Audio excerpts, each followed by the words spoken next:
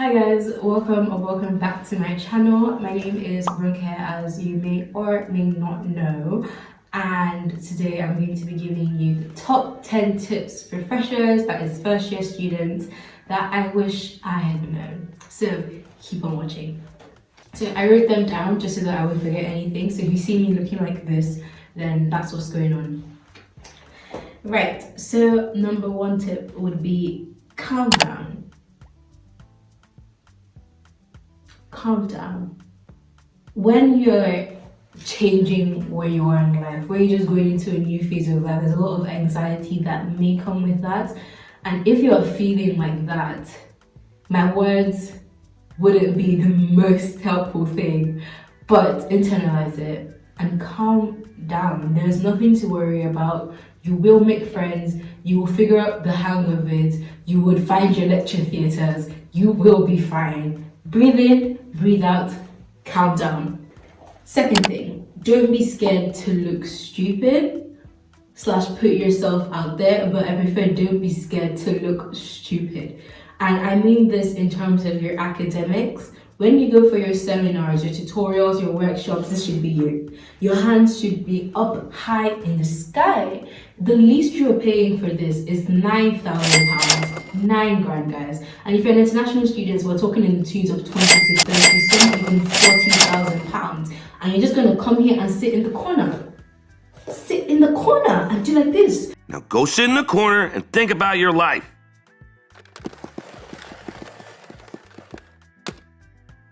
That's a waste of your money. It's a waste of your money. It's a waste of your time. You came here to learn. And to be real, you can actually sit down. I could sit down in my house, pick up a family law textbook and say, yeah, no, I'm going to read and learn that way. But I've decided to pay this amount of money for the whole university experience. Why are you going to your seminar, sitting in the corner, sat? Why? And I'm not going to pretend like it's this easiest thing in the world, but this is your chance to do it. Be bold, put yourself out there. Do not be scared to look stupid. That is how you learn, really. I remember one of my seminars. The thing is, as I take my advice. So I speak up in every single one of my seminars, and sometimes I don't know the answer. I don't even know what's going on, but I'm gonna try my best. I'm still gonna put my hand up. I'm still gonna talk out what I'm saying. And it's when I'm the most wrong, those are the answers that stick the most with me because of all the embarrassment I'm feeling. But it's a worthwhile venture. And truth is, no one actually thinks you're stupid. It's just you. If you're an overthinker, you know the vibes. But long story short, put yourself out there. Don't be scared to look stupid. You're in university now. Go for it. Third thing, and this flows perfectly, you are not stupid. Right, so guys, I'm gonna open up to you here. I'm gonna tell you a big secret of mine, and that is that my very first grade at university was a 40%. What is pass mark? 40%. I got 40 on the dot. I said, what in life? No, really, I said, what in life? I shouted, Jesus, I can't bear this again. I shouted, Jesus, what in life? I said, okay, I cannot bear this again. And at that point, I was like, yeah, no, it seems like I'm a chicken. It seems like I'm a pregnant donkey. I'm giving, stupid. Is my cerebral cortex discombobulated? What is this? I started thinking, like, I'm just not as smart as I thought I was. Like, I'm a dumb babe. Like, what is this grade? I was just destabilized, mentally discombobulated. And that was the very first exam I wrote as well. And I was like, what in life? And the thing was, that was the one I put the most effort into. I don't want to cry. I did relatively well in the other ones, but like that one, the one I put the most effort into, I got a 40. I said, what in life? What in life? But yeah, you're not stupid. It's a different environment than you're used to. You haven't done anything like this before. Please don't compare secondary school A-levels with this. It's very, very different. So yeah, you're really smart and you will get the hang of it eventually. If it's anything to say, I did end up, like in my very last exam, I got a first, so yay for learning. And that flows very, very well into my fourth point, which is chase feedback. So, as I said, I started with the 40%, ended with the 70%. So I moved from a pass/fail to a first class. If that's not improvement, I don't know what is. And I think for me, what I do is I held my lecturers by their trousers, I held them by their skirts, I held them by their scarves. I was not letting go of them. I was booking appointments because I wasn't understanding why I was getting these grades I was getting when it wasn't that I wasn't putting in the effort. So I got a lot of feedback. I learned how to write, and I mean, if, as I said, testimony 40 to 70, like, I'm sorry, but what are you saying? And there was a gradual increase as well, because my very first exam I got a 40, others I got 65, 68, and eventually 70. So you will get the hang of it, you will learn. It's just that you have to chase that feedback, and as I said, hold your lecturers by their trousers, like they won't buy, carry them like this, and ask them questions. As I said before, you're paying for this, they're not doing it for free, it's not charity. Like, you have so much opportunity given to you, so take the opportunity, use it. It's yours, guys, it's yours. Fifth point is get a part-time job. You don't have to get 17 part-time jobs, goodness, that's true, but just one part-time job would do you so well. I mean, obviously there's the point of getting money, because this lifestyle is quite hard, it's actually a bit difficult. So extra money, no one's ever complaining. Great, go buy yourself some Fenty, go buy yourself some, what are the this brand, some Prada with the £10 per hour you're earning. But minus the fact that you're getting remunerated, there's also like employable skills. By the way, guys, I actually can't see myself, which is very nice, but I don't want to really smoke up my glasses, so we'll move. Anyways, I forgot what I was saying. Yeah, and the fact that you're getting money, the employability aspect is also very important, because it greatly improves your employability. You get a lot of transferable skills from this job. I've had a lot of jobs in my first year. If I had to count, I would say 7 or 8. I had quite a few jobs in my first year, and I think my very first job opened all those gates to me, because I was able to use skills that I had gotten from that to apply to the rest. And it's just very, very important that you guys get a part-time job. It's so important. If it's like waitressing, if it's McDonald's, I did a lot of uni jobs. I recommend uni jobs because they're the best and they pay amazingly. But yeah, jobs, skills, very, very important. 6, apply for first year schemes. If you've not found out about first year schemes, research first year schemes. Again, this is all about getting ahead in your career or getting kick-started in your career.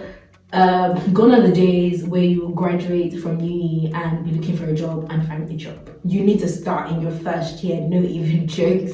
Especially if you want to study law, you're in for such a long day. Long day.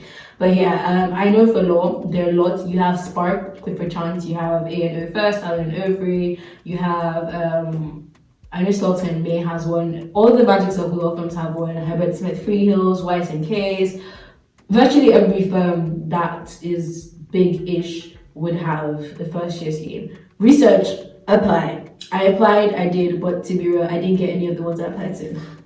And I would have been shocked if I did, because some of those applications were horrendous, and I knew I wasn't in the best place at that time. But we have second year, praise God.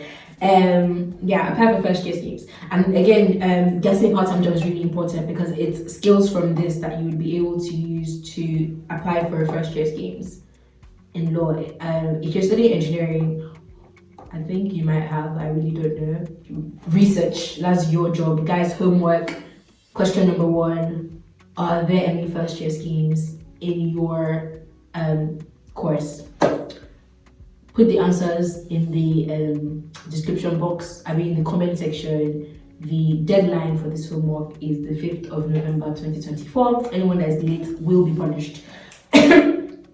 Number 7, this is for if you are religious, and it's find yourself a church early, but don't settle. So church hopping's got to happen. Try to do it in Freshers Week. I know you want to party, but it's so important that you find yourself a place to get grounded and rooted in Christ, and early.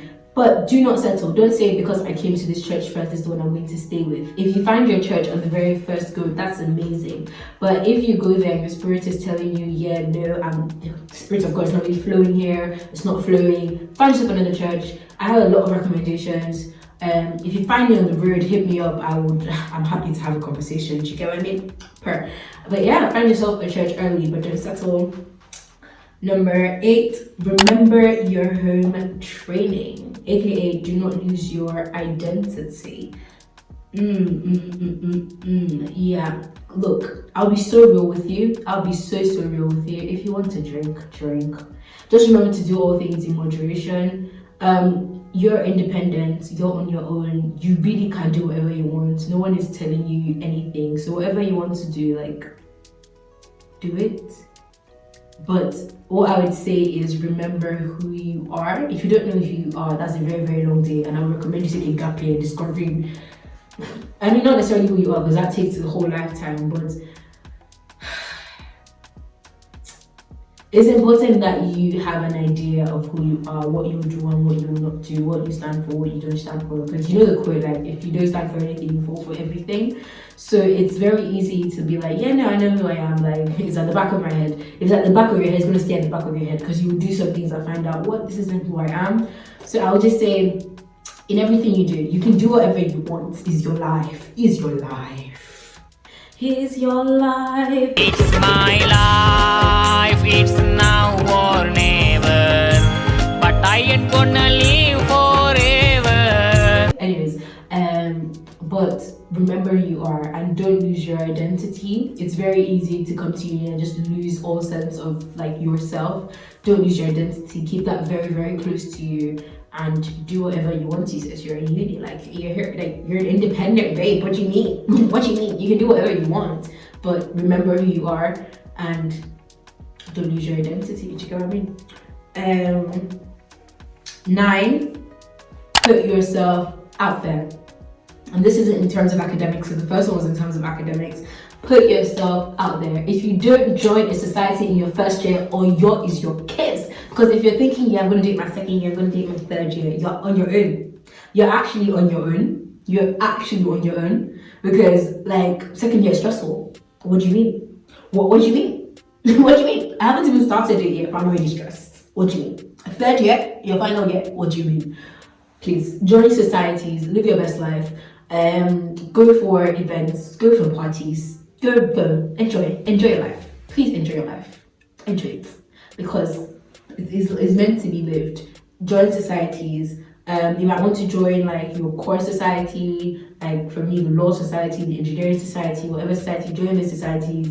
If you're like a cultural person, join your like national society, join like a big society, try something different, join mountain climbing society and go to the Peak District, depending on wherever you're going. Like, do you get what I mean, guys? Put yourself out there, do what you gotta do, live a good life in your first year. And my last point is, first year doesn't count towards your final degree, so live your life, boo. And it doesn't. I would be lying to you if I told you it does. It really doesn't, and I really appreciate that, because first year is such a year of discovery that a lot of people are just confused and discombobulated, myself included.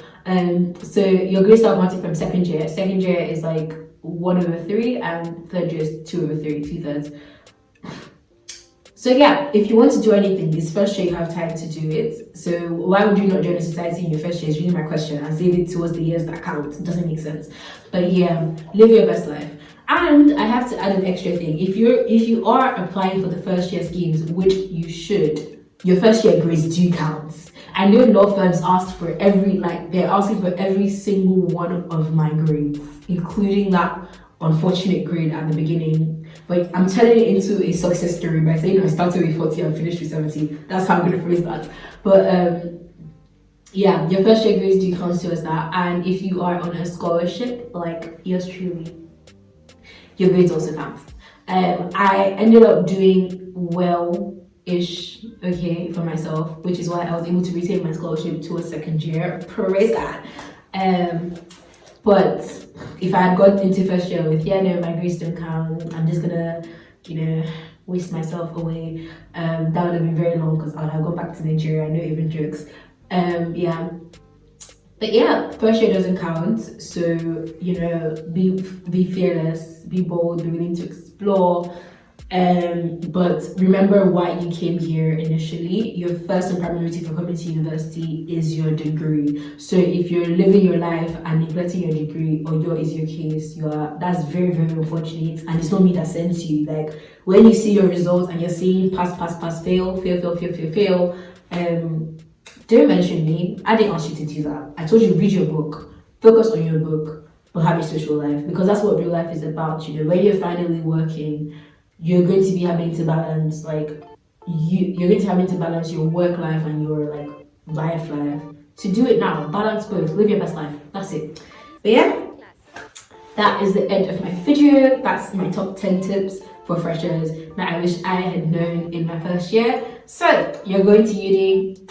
That is amazing. I hope you have a great time. Please feel free to like leave your comments down in the comment section below. You know what, if you feel like you need a moral pep talk, message me on Instagram. My Instagram will be left in the description box, so with my email. I will get to you soon. And I just hope you guys have a lovely time and you enjoy your first year.